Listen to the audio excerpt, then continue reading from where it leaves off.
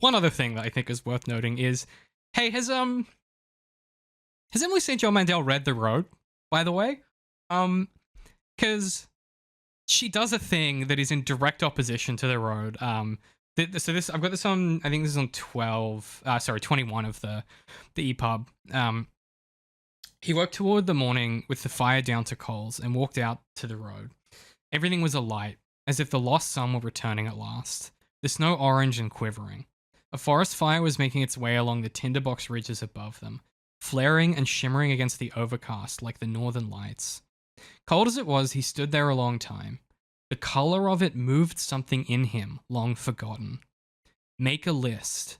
Recite a litany. Remember. Right, so he's sort of...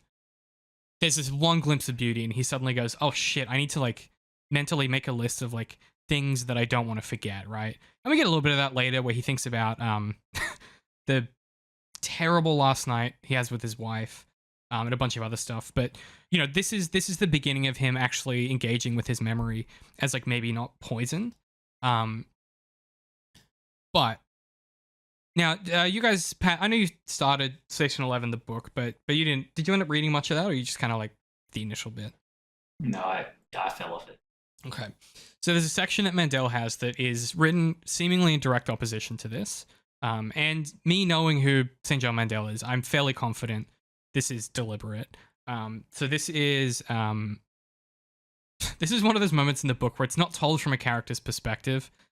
It's probably Kirsten, but it's really not clear who's telling us this. Occasionally, in Station 11, the prosaic voice will break away from subjectivity and just kind of do stuff, and this is one of those. An incomplete list.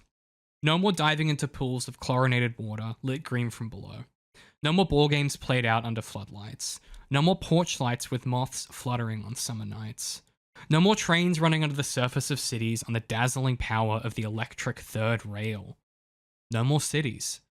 No more films, except rarely, when with the generator drowning out half the dialogue, and only then for the first little while until the fuel for the generators ran out, because automobile gas goes stale after 2 or 3 years. Aviation gas lasts longer, but it was difficult to come by. No more screen shining in the half-light as people raise their phones above the crowd to take pictures of concert stages. No more concert stages lit by candy-colored halogens.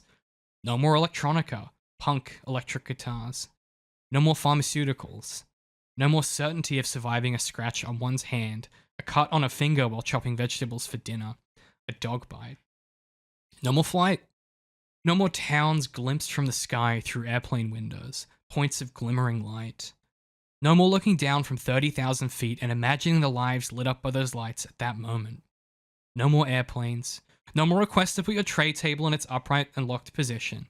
But no, this wasn't true. There were still airplanes here and there. They stood dormant on runways and in hangars. They collected snow on their wings. In the cold months, they were ideal for food storage. In summer, the ones near orchards were filled with trays of fruit that dehydrated in the heat. Teenagers snuck into them to have sex. Rust blossomed and streaked. No more countries, all borders unmanned. No more fire departments, no more police. No more road maintenance or garbage pickups. No more spacecraft rising up from Cape Canaveral, from the Baikonur Cosmodrome, from Vandenberg, Pestek, Tangshimira, burning paths through the atmosphere into space. No more internet. No more social media. No more scrolling through litanies of dreams and nervous hopes and photographs of lunches, cries for helps, and expressions of contentments, and relationship status updates with heart icons whole or broken, plans to meet up later, pleas, complaints, desires, pictures of babies dressed as bears or peppers for Halloween. No more reading and commenting on the lives of others, and in doing so, feeling slightly less alone in the room. No more avatars. Now, I'm not Emily St. John Mandel, but this to me is the most, like, obviously it demonstrates the difference in concern, right? Where McCarthy simply has make a list, recite a litany, remember.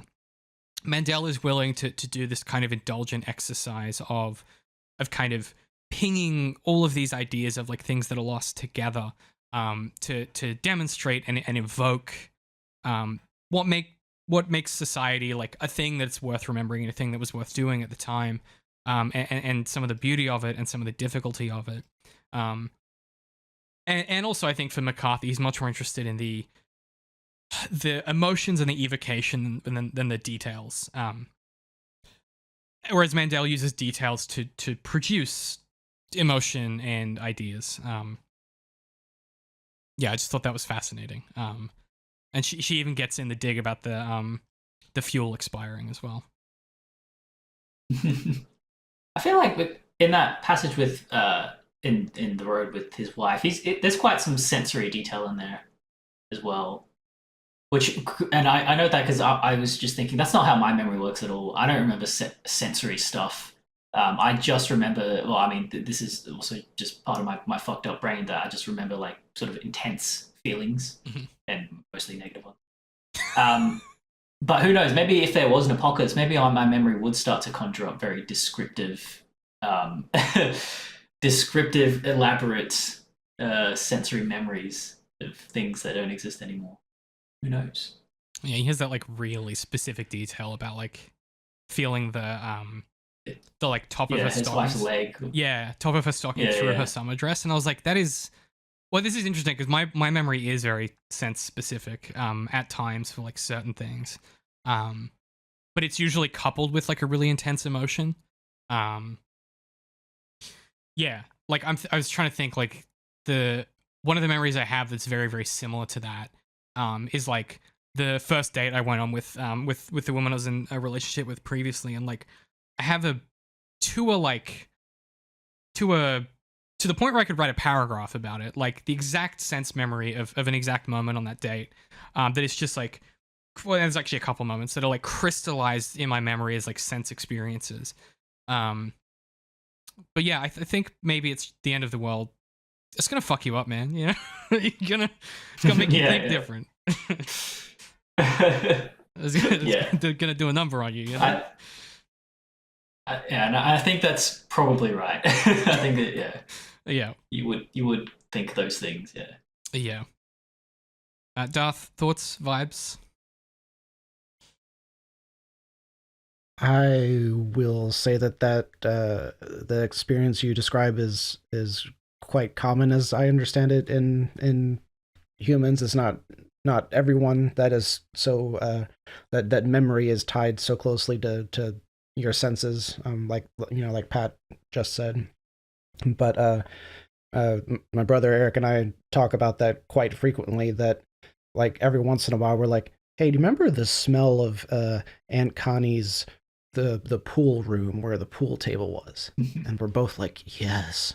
I remember what it looked like, but I remember what it smelled like. And then because he was a much weirder child than I, and I'm not normal, but he's also like, do you remember what clock radios used to taste like? Because he was really his senses were like that important to him. That's listen, if you're out there and you're considering publishing E.S. Anderson, don't let that dissuade you. He's mostly normal now. He's the normal enough guy now.